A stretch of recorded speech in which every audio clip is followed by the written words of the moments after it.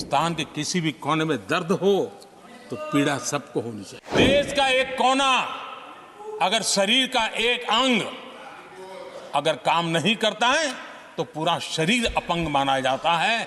हमें भारत को एक अंगांगी भाव से देखना होना चाहिए, उसको टुकड़ों में नहीं देखना चाहिए। जिस प्रकार से हिंदी और भाषा बोली जा रही है, देश को तोड़ने के लिए, राजनीतिक स्वार्थ के लिए नए नैरेटिव गढ़े जा रहे हैं।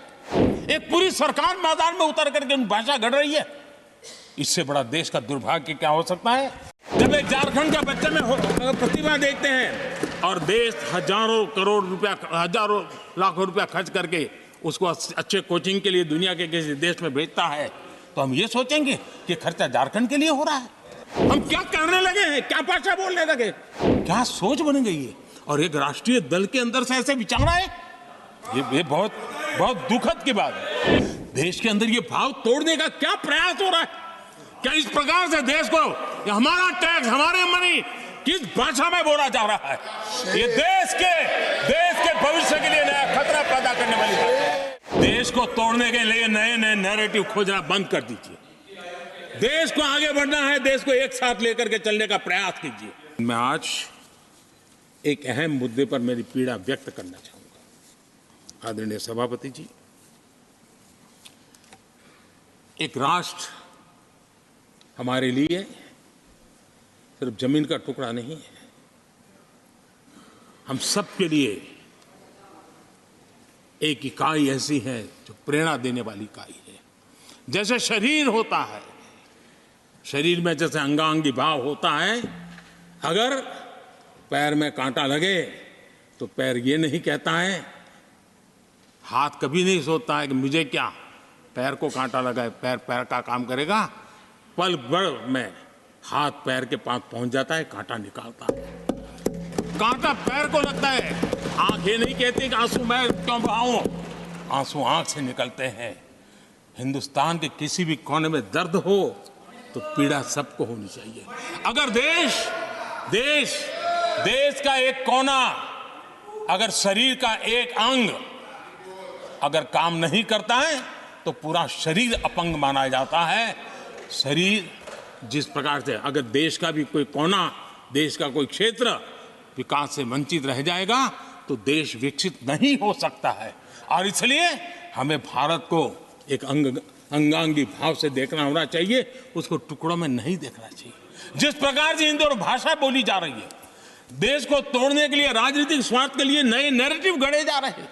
एक पूरी सरकार मैदान में उतर करके भाषा गढ़ रही है। इससे बड़ा देश का दुर्भाग्य क्या हो सकता है? आप मुझे बताइए, झारखंड का कोई आदिवासी बच्चा अगर ओलंपिक के खेल के अंदर जाकर के मेडल लेकर आएगा तो क्या हम ये सोचते हैं कि तो झारखंड का बच्चा है? पूरा देश कहता है हमारा देश है। जब एक झारखंड का बच्चे में प्रतिभा देखते हैं और देश हजारों करोड़ रुपया, हजारों लाखों रुपया खर्च करके उसको अच्छे कोचिंग के लिए दुनिया के किसी देश में भेजता है, तो हम ये सोचेंगे कि खर्चा झारखंड के लिए हो रहा है, क्या देश के लिए नहीं हो रहा है? हम क्या करने लगे हैं, क्या भाषा बोलने लगे? इस देश का गौरव, हमारे यहां वैक्सीन, देश के करोड़ों लोगों को वैक्सीन का, हम ये कहेंगे वैक्सीन तो उस कोने में बनी थी इसलिए हक उनका है, देश को नहीं मिल सकती? कैसा सोच सकते हैं? क्या वैक्सीन उस शहर में बनी थी इसलिए देश के और भागों को इसका लाभ नहीं मिलेगा? ये सोचेंगे क्या? क्या सोच बन गई है। और एक राष्ट्रीय दल के अंदर से ऐसे विचार है, ये बहुत बहुत दुखद की बात है। मैं पूछना चाहता हूं आदरणीय सभापति जी, क्या अगर हिमालय कल कहना शुरू कर दें, हिमालय कल बोलना शुरू कर दें कि नदियां मेरे यहां से बहती हैं, मैं तुम्हें पानी नहीं दे दूंगा, पानी का अधिकार मेरा है, देश का क्या होगा? देश कहां जाकर के रुकेगा?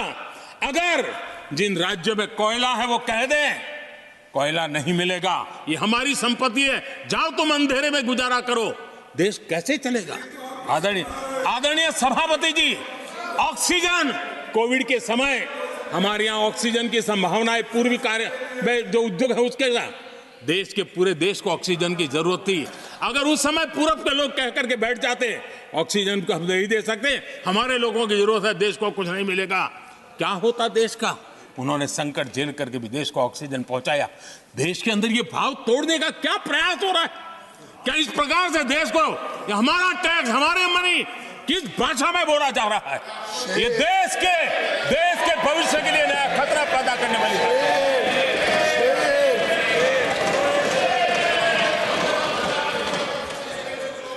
देश को तोड़ने के लिए नए नए नैरेटिव खोजना बंद कर दीजिए। देश को आगे बढ़ना है, देश को एक साथ लेकर के चलने का प्रयास कीजिए।